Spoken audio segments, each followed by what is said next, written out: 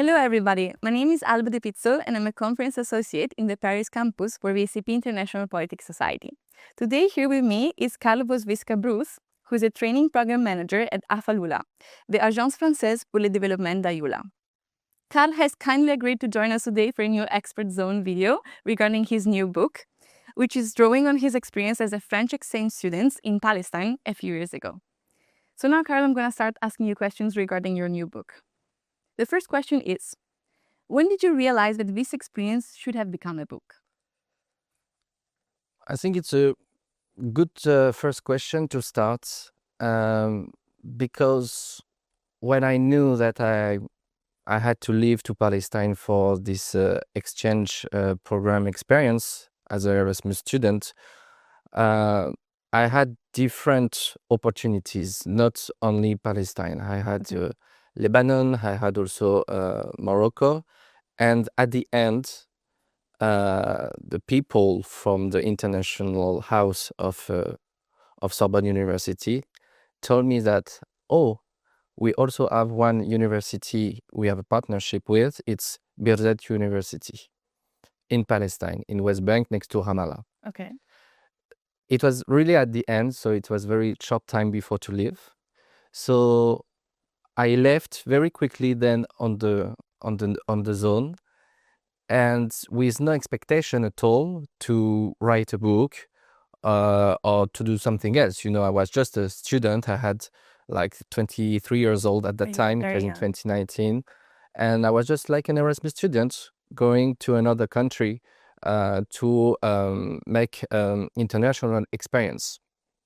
Of course, I knew that Palestine was not like doing an Erasmus in Spain or in Italy or in Brazil. I knew that the space was special and could be tough sometimes. But I studied history of Middle East, so I knew the place. I studied the place, and it was very important for me to see what was going on on the ground.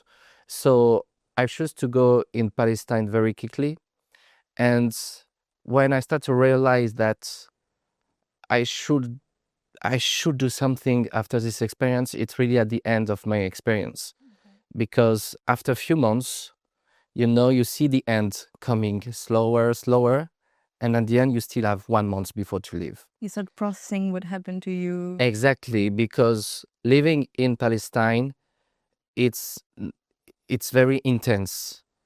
You see things, you meet people with a lot of stories to share, with a strong testimony, and at the end you are like, what will happen next? Like, what can I do with what I just lived? I just don't want to be just a visitor for a few months, and then in Arabic we say "Khalas, it's done."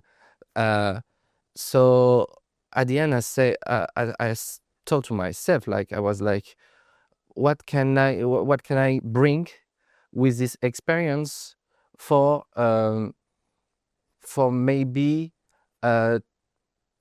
try to make the situation more understandable for the people who don't really know about what is going on the ground. When you are there, then you are like a first, how do you say, a testimony? A testimony guy, and I have a duty to share my story when you are there. So this is really at the end of my experience where I decided to start to write a book. It was like a daily book. At the beginning, every day, what I saw, like a diary, yeah. What I saw, who I met, what did I live, and after, when I came back to France, the daily life came back, and it was more difficult to write a book because I was outside Palestine. I was not living on the ground anymore, so it was difficult, remember everything, your feelings. Yeah, to remember the feelings, and you meet again your friends, your family, and it's just few years later, I read a book actually from Français, Okay. about his experience in Iran. And it was like a kind of book that I wanted to do when I was in Palestine. And I read it. It was in 2023, summer 2023. And I was like, oh, this is bad that I didn't finish the book that I started a few years ago about my experience So he in inspired Palestine. you. It inspired me. And I decided to come back to my page and to try to finish it without any expectation for publishing or course. anything, but at least for me, for my friends and for my family, maybe to help them to better understand why I have Palestine now in my heart. So I started again to write that book at that time. And then, of course, October 7th arrived. And for me, it was like a huge block, like I couldn't write anymore. Too difficult to see what was going on You still had in people that Gaza. you knew. I still have my friends, some friends in West Bank, in Palestine, and it was very difficult for me, like to explain what I was living when I was watching on TV all these dark images with all these bombs, with the Gaza city, which was in the totally dark, and for me it was like I couldn't write it anymore. I was feeling so distant with what was going on. And at the end, I received some text from my friends living there. Was like, come on, Carl, you know what we are living. You know our place because you used to live there for a few months. So we need you to talk It was your also. duty. It became your duty. Yes, the duties that I had the feeling to have in 2019, I had again this feeling a few years later. So I came back again to my pages, and I finished it a few months later, so beginning 2025. So it was both a passionate and a thoughtful decision to make the book. Yeah, totally. Interesting. I was like, at the beginning, it was like a need, and maybe at the end, it was also a duty. Thank you, Carl. You're welcome. So if you had to introduce this book to somebody who's never heard of it, what would you say in only one sentence? It's very difficult. I will say that if you want to see Palestinian society with another vision that what we can watch on TV, it will be a good opportunity for him to see the real life on the ground. Why did you choose the title A Life Behind the Wall? What does it mean to you? Actually, it was not easy to find the title. But what hit me most when I was in Palestine was the intensity of life. Oh, okay. Yes. And I wanted that the word life appears in the cover. Okay. This is why I've chosen to write the word life. The wall, it was a huge debate with myself because the wall should not exist. The wall is not a legal border, but at the end, it exists. It's here. It should not, but it's here. So we cannot deny this reality, and we cannot do like it doesn't there. So it was also important to show that even if there is this wall, you have life, you have a society behind. People from outside, usually they can see war zone, countries which are in war, like a society who stop, doesn't live anymore, with only bombing, with only dark news happening every day, like everything stop, but it's not. And Palestine is like that. Yes, there is occupation. Yes, there is colonization. Settlers every day, implementing in West Bank. but also there is a society, there is people there, they are living every day very strongly with resilience, and this is what I wanted to show, and this is what I'm talking about when I say life. I didn't want to delay, to erase this life society. And for me, it was very important to talk about this daily life, because this is when you tell the daily life that people realize that there is a society living on the ground. People still have passions, feelings, family, Of course. interests, and they want to show all of that. And they want to show. And I was staying with friends that I made there, my age, usually around my age, and I just realized that they have the same crazy mind of me. They have the same dreams. They have the same taste about doing something which is not allowed. You could relate together. We can relate totally. We are very close, and so yeah, this is what I wanted to show, that it's not just people living in war, under bombing, under colonization. This is a reality, of course, and I don't want to deny it. I'm talking about it also on the book, but this is also, there is also these young people. There's also some hope behind. Of course, there is some hope behind, and they have also some hope. Well, it's very nice. You wanted to show also this part. Yeah. Okay. While writing, what was the most difficult part? Reliving certain memories, finding the right words, or something else?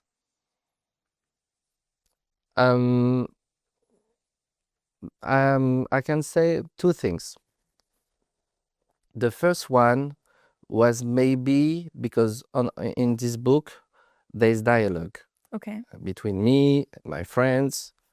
Of course, with my memories, sometimes the dialogue is not true word to word, yeah. you know, like. It's normal. So the most difficult things was also to be fair with the thought of my friends. I don't want to betray their way of thinking, you know. Yeah. So I wanted to be sure that the speech they shared with me, I wanted this speech to be the real speech that I'm writing on the book, you know. Be reported as true as possible. Exactly. Okay. And the second one, maybe it was the introduction, to find the good words. This book is not a political book. It's not a geopolitical book. You have a lot of this kind of books, so it's not the plus-value of this book. So at the beginning, I gave this book to the publisher with an introduction, which was very more stronger in terms of the words that I use. Okay. You know, I use like words that I think are true, like the word genocide, occupation, colonization, all these words.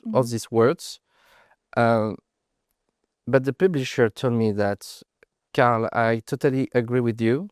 I totally agree with these words. But I think that this is not the plus-value of these books, because people who just don't really know the Palestine, maybe when they see these words at the beginning, maybe they will stop reading because it's too politic, you know. Maybe you can bring the reader in another way with you. So I totally changed my introduction, and I think it's at the end I share what I wanted to share as a message in a stronger way, in that way. So it was a choice you made also with your publisher? Yes. Not alone? That was a discussion, like a debate with my publisher. Did you get any feedback from it? There were any people who told you, this introduction actually made me continue the book? People usually tell me that they appreciate the book because in this book, I don't tell people how to think. Okay. I don't tell people you should think like that. You should use these words. You should think like me. I just like explain the situation. I give you my eyes for few hours. You see what I saw. you will hear what I heard. At the end, you will make your own opinion. So it's like a way for the reader to live your same experience and try to immerse himself or herself in what you lived. Exactly. And at the end, I had also some feedbacks. People was like, it was very emotional. Like we can feel your emotion when we read the book. Oh, that's amazing. That's one of the best compliments, probably. Yeah. Okay. Looking back, how do you view the situation in Palestine today in light of what you experienced there?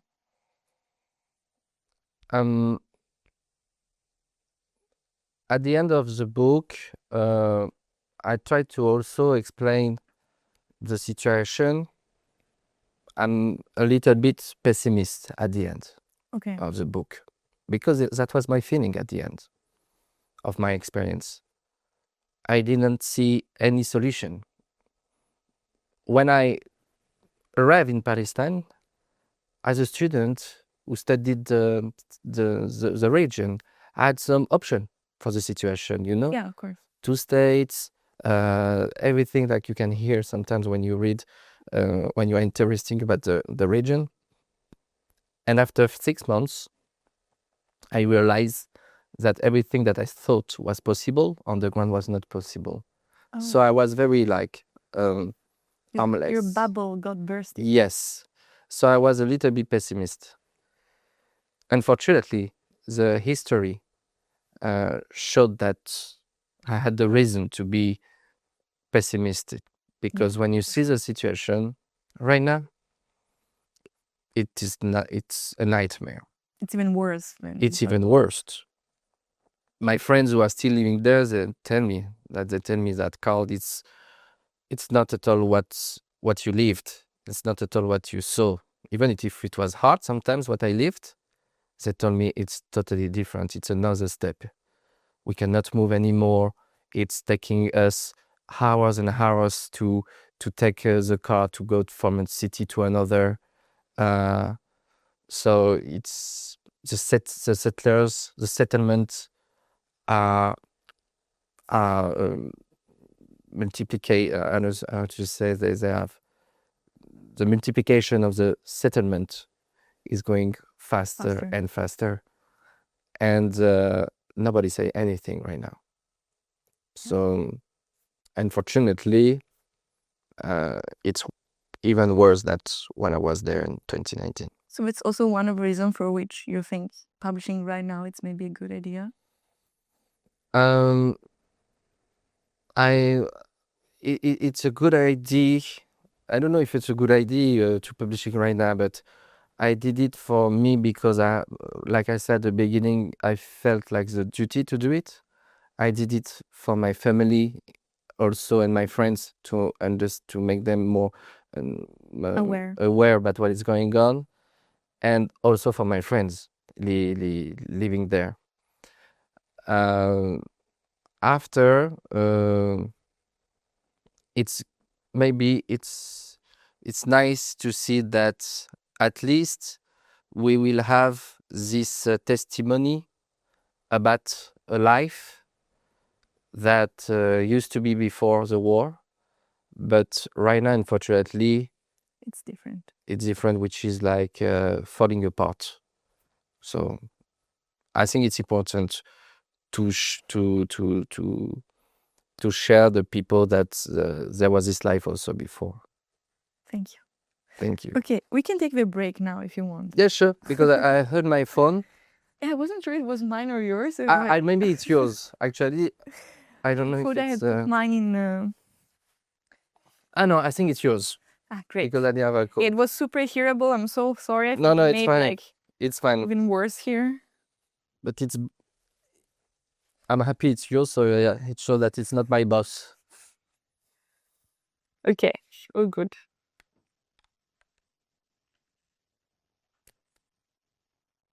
People always call you when it's the worst. When you call them, they don't answer. It's okay for the moment? Yeah. You're okay? Yeah, perfect. Okay, perfect. The next one? Oh yeah, you can check.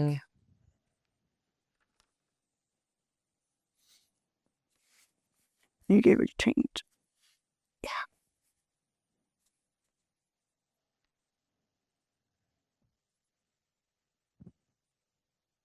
Or maybe.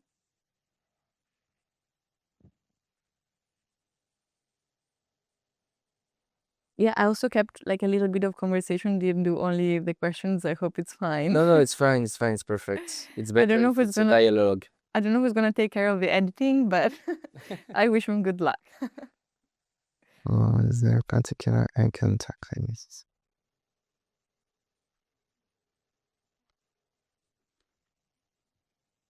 Thank you.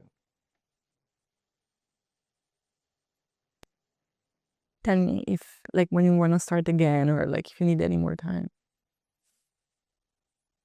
Yeah, that's great. So you're ready? We can start again? Yep. Okay. Let's move to the next question. Was there a particular encounter, phase, or story that made this book necessary in your eyes? I think that, of course, I can tell you about my friends, about the people that I have met there. But if I have to talk about two phases, there is also there are always two come to my mind. At that time, when I was living there, I was living with a roommate. Okay. His name was Hamza, and Hamza was working at the French Institute. And he was Palestinian. He was Palestinian, and he was doing like he was driving a bibliobus, we Okay. call, and going to some schools to share some books with the little kids Students. in yeah. French, with the little students in French, and he was like doing like a big tour in all the Palestine. And sometimes I was coming with him. And once I remember, I went to one school for refugee. Actually, we stopped there. Hamza was playing like a oud.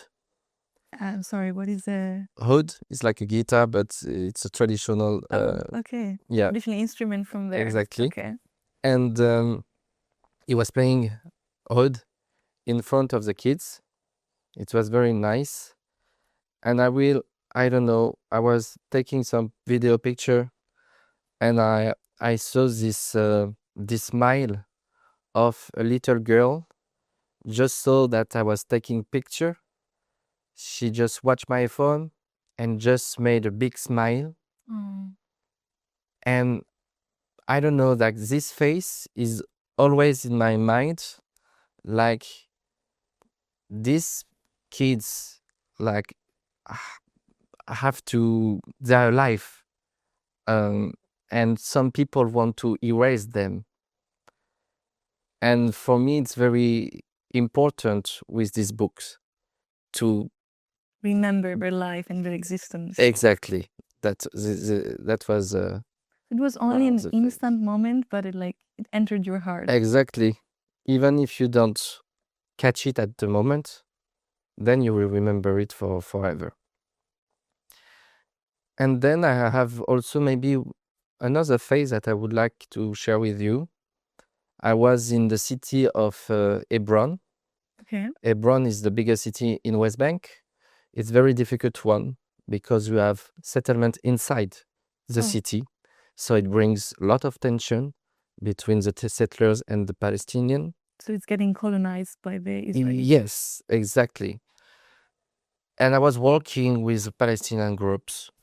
And at the end of our walk, I just saw one military guy behind his little wall with his weapon. Was like a checkpoint or? No, it was not like a pure checkpoint, but control. You know, Okay. controls. You have several control sites. He was there, very young.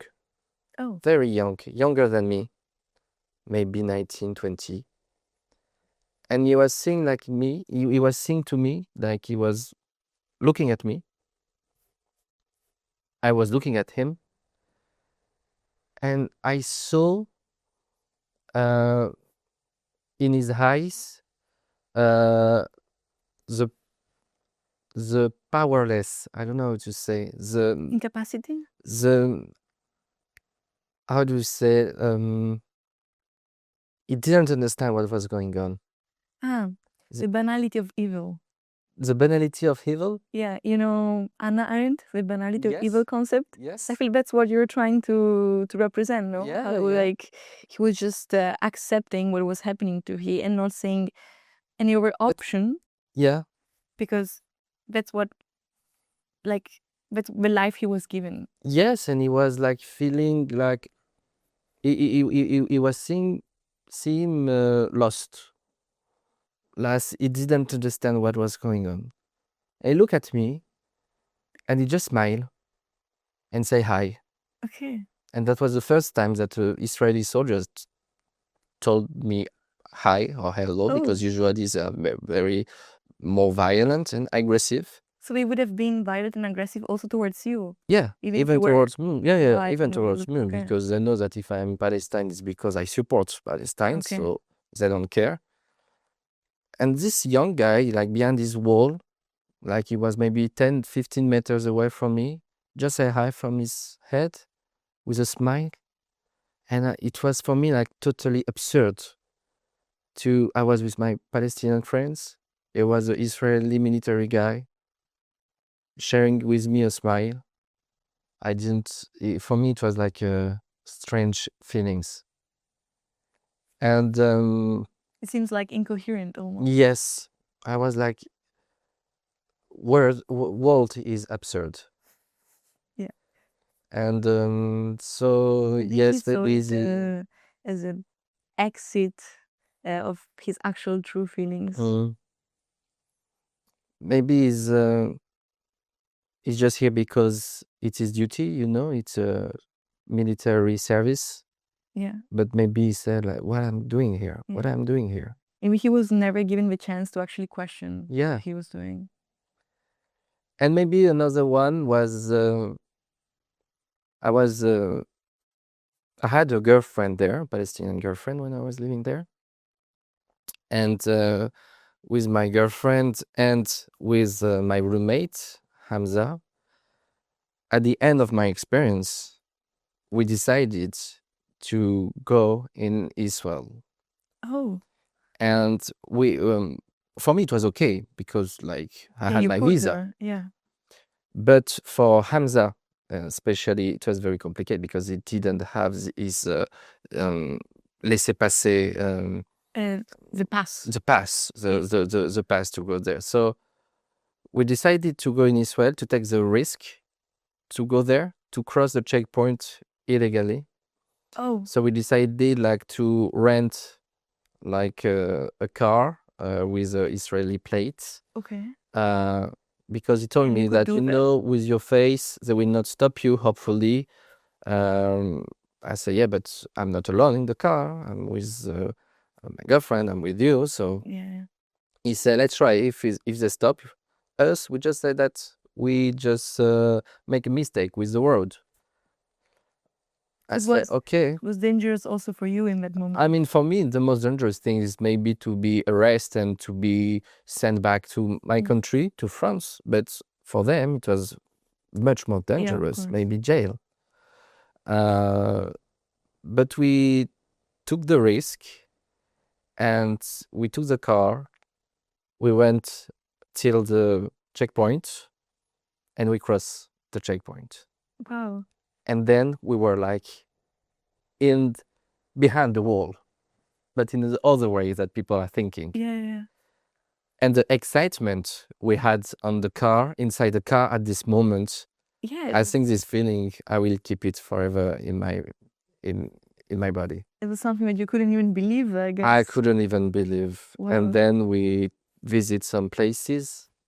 It was very intense and strong moment, especially for Hamza. He had never been to Israel. He had never been before. So it was a very strong feeling. So you were basically his key to try it?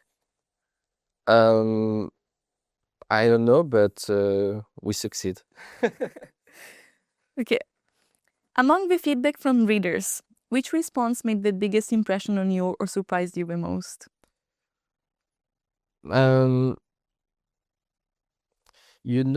after the October 7th, when you were watching the news, the TV, there were lots news about Gaza, about Palestine, about the war, about all this stuff.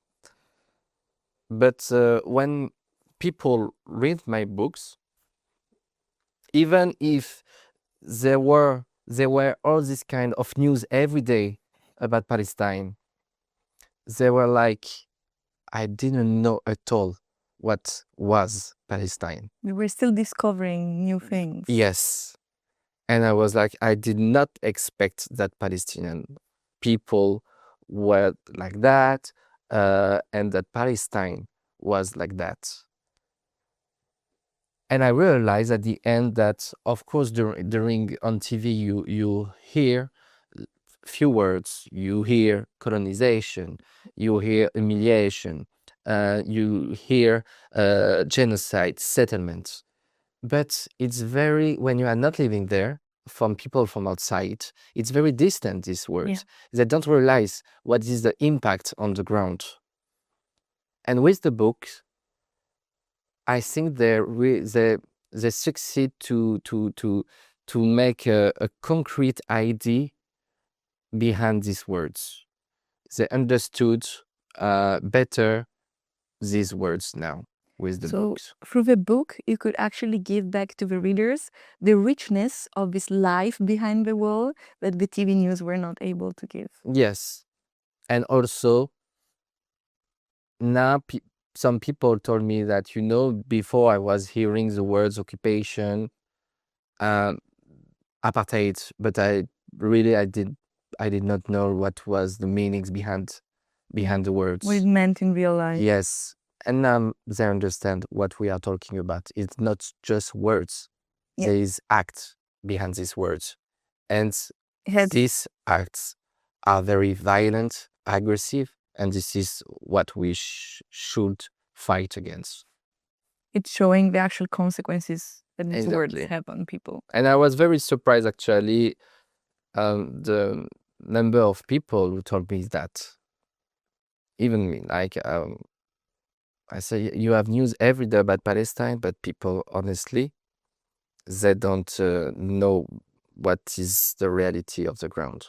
So talking with the fact that you actually talked of the real consequences, the actual reality behind in the ground, were there any scenes that were particularly difficult to write down?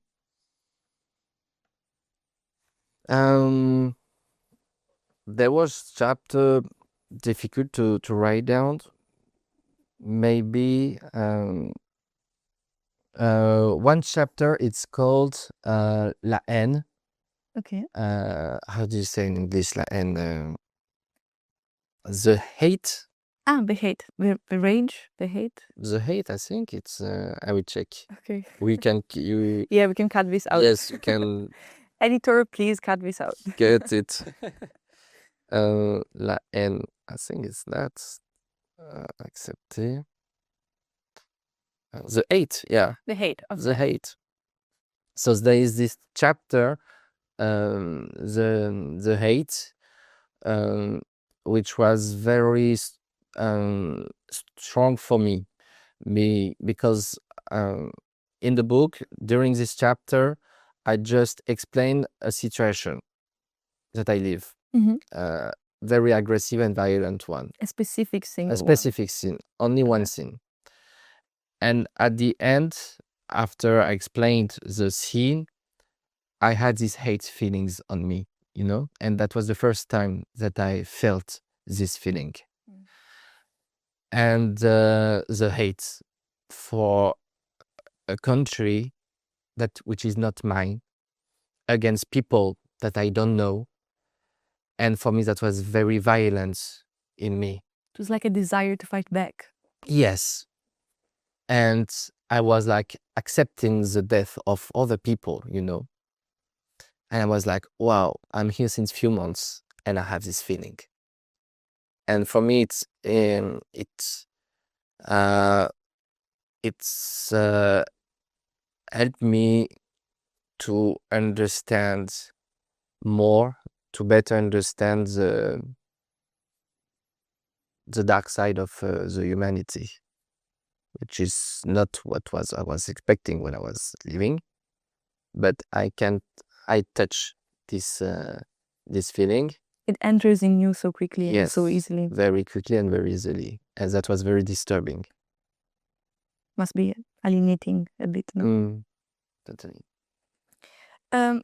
Is this first book a one-off work, or is it the beginning of a more lasting commitment to writing? Oh, many people ask me this Classical this question with first authors. Honestly, I don't know, because this is personal book. It's showing the life that I lived in Palestine. For the moment, I don't have this, and as I told you at the beginning of the interview, like for me it was a need to write it. For the moment, I used to live in other country in the region, but I didn't have these feelings to report it. Yeah, to report something. So for the moment, it's not in my agenda. Okay. But who knows? Maybe life always surprises you. Exactly. I did not expect to write this book when I left in Palestine. So maybe I will have this feeling in the future for another story. We will wait for it. Okay. Next question. Yeah. In the context where accounts of Palestine are often contradictory, how can each person develop a more critical perspective on the information they receive? Probably through the book. Can you say again? In the context where accounts or like stories of Palestine are often contradictory, how can each person develop a more critical perspective on the information they're receiving? That's okay, I read. Is in the context where account of Palestine. What do you mean by account? He means like I didn't write the questions, but Maxime, I thought he meant like when you hear the stories about Palestine, you read them or you hear about them, there's like people who say one thing and people who say another, they're contradictory between each other. So it's like, what's your advice to give to people to try to be critical on these accounts, on these stories, and understand what it should be your actual opinion on it? Oof. Hard I don't know if I have one advice. Is like maybe to have the courage to read article, to read some books which are not aligned with the opinion they have, but to have the curiosity to see a little bit to see a little bit the other vision, to take the basket of the other people in front of you and to have his vision, and if it's not necessary, to go on the ground to see by themselves. You can. It's a real act of courage. You can. Actually, you can. You can go to Tel Aviv airport asking for visa. If you have your visa, tourist visa, you can go to Palestine, can go to West Bank, and you will see. Yeah. Okay. Good advice. Yes.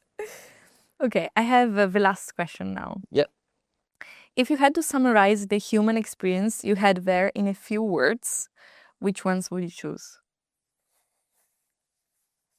I would say the word intensity. I felt it even here during this conversation. Really? So, yeah, I understand the word. It's just like you will face so many emotions in one day, which can be very disturbing sometimes. You go back to your room alone and you are like, oof. It's like being on a roller coaster. Yeah, like a roller coaster. But when you live there, the daily life, you don't really realize it sometimes. You're there, so it's your daily life, You're so you don't busy with realize you're all busy, you everything, think yeah. about something else every time. But then when I came back, the return was very difficult because I realized all this emotion that was on me came back on the surface when I came back to France. And that was very tough and hard. So the return was not easy at all for me as well. I had the feeling to just leave my friends there and me, okay, I just go back to my life. Bye, thank you for these 6 months that I was like these feelings of guilty sometimes. And after I realized that I had maybe some trauma because I had some bad dreams, I had some reaction in my daily life which was not very normal. So I realized that this experience had a deep impact. Left a mark on you. Yes, yeah. That you are not realizing when you are living there, but it's when you come back that you realize how intense it was, your experience on the ground. So yeah.